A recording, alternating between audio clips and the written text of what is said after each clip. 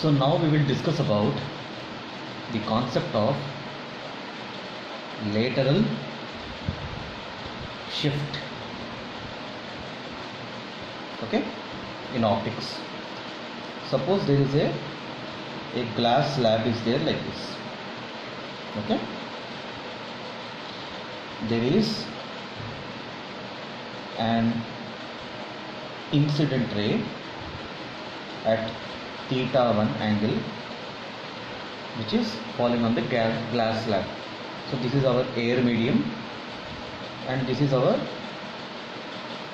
glass medium. So obviously there will be a refraction. So we will take this line as, we will just continue this line, okay. So there will be a refraction inside the glass slab. It is coming from rarer to denser, so the line will be closer to the normal. Let us say this angle is θ2. So obviously if this is θ2, this is θ1, this total angle will be θ1, opposite angles. If this is θ2, this will be θ1 minus θ2. Now from here, from rarer to from denser to rarer it will go. This is rarer, this is denser, again rarer. So again the ray will come out like this, let us see. So here the normal is like this. So because it is moving from denser to rarer, it will be away from the normal. Now the original line is this and the final line of the ray is this. The gap between these two is called lateral shift, and we are trying to find out that lateral shift, okay. Now if you see here, if this is x, this is also x, okay. I'll just put some names A, B, C. Let us say this point D. So ABC triangle, you have this angle θ1 minus θ2. This is x and this is your 90 degree. So you can write BC divided by AB, which is equal to x divided by L. It is opposite by, it is opposite by, this is 90 degrees, sorry, this is not 90, this is 90 degrees, okay. See, these two lines are parallel like this, okay, and if you draw a line, this angle will be 90 degrees.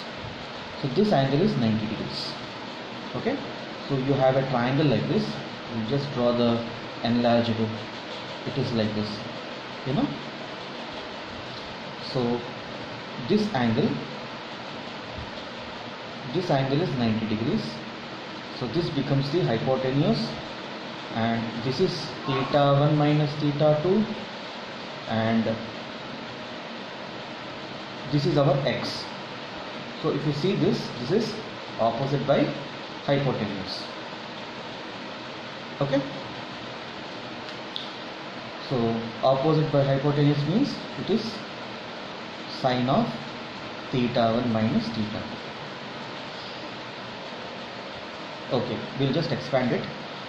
And if you take this triangle ABD, if you take triangle ABD, it is, you have this is L and let us say the glass slab thickness is D. So you have D by L is equal to, so D by L will be adjacent by hypotenuse, it is cos θ2. So from here you will get L is equal to D by cos θ2. So you have, we will just expand this now. X by L is equal to sine of A minus B, it is sine A cos B minus cos A sine B, okay. So we can write it as x is equal to L multiplied by sine θ1 cos theta 2 minus cos theta 1 sin theta 2. But what is L? L is equal to d divided by cos theta 2 into sin theta 1 cos theta 2 minus cos theta 1 sin theta 2. Let us take this term inside. So x is equal to d into sin theta 1 cos theta 2 cancel minus cos theta 1 sin theta 2 divided by cos theta 2. And okay, yeah, now I will take this sin theta 1 also outside. So this will become d sin theta 1 minus cos theta 1 sin theta 2 divided by sin theta 1 cos theta 2. This is what we have got. Now we will just put in the values. If you observe, theta 1 is the angle of incidence and theta 2 is the angle of refraction. So we know that sin theta 1 by sin theta 2, which is sin I by sin r, it is equal to the refractive index.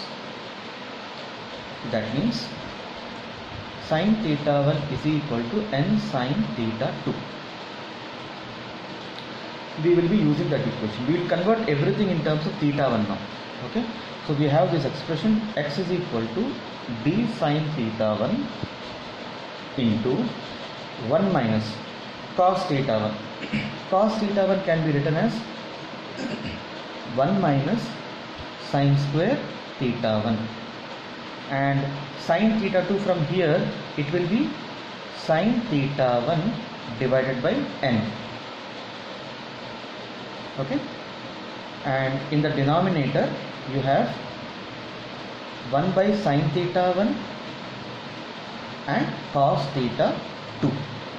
Okay. So sin theta 1 cancel. So x is equal to d sin theta 1 minus root over 1 minus sin square theta 1 divided by n into cos theta 2. Or x is equal to d sin theta 1 into 1 minus sin square theta 1 divided by this cos theta 2 can be written as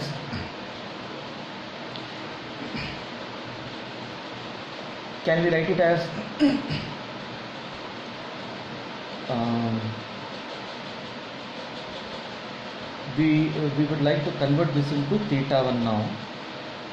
You see here, so from this expression here, you know that sin theta 2 is equal to sin theta 1 divided by n, right? So what will be cos theta 2? Cos theta 2 will be equal to 1 minus sin square theta 2.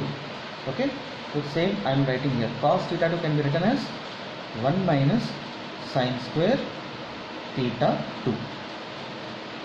We are just converting everything in terms of theta 1. So d sin theta 1 multiplied by 1 minus, you have 1 minus sin square theta 1 divided by n into root over 1 minus sin square theta 2 will be equal to sin square theta 1 by n square. This will become sin square theta 1 by n square. Or x is equal to d sin theta 1 minus root over 1 minus sin square theta 1 divided by n into, you have in the numerator n square minus sin square theta 1 divided by root over n square, which is n. So this n cancels. X is equal to d sin theta 1 into 1 minus sin square theta 1 divided by root over n square minus sine square theta 1. This is the expression for lateral shift. So if you know the angle of incidence, you can find out the lateral shift that will occur, and we can experimentally measure the value also, and we should also know the refractive index of the medium you are entering into. Okay, thank you.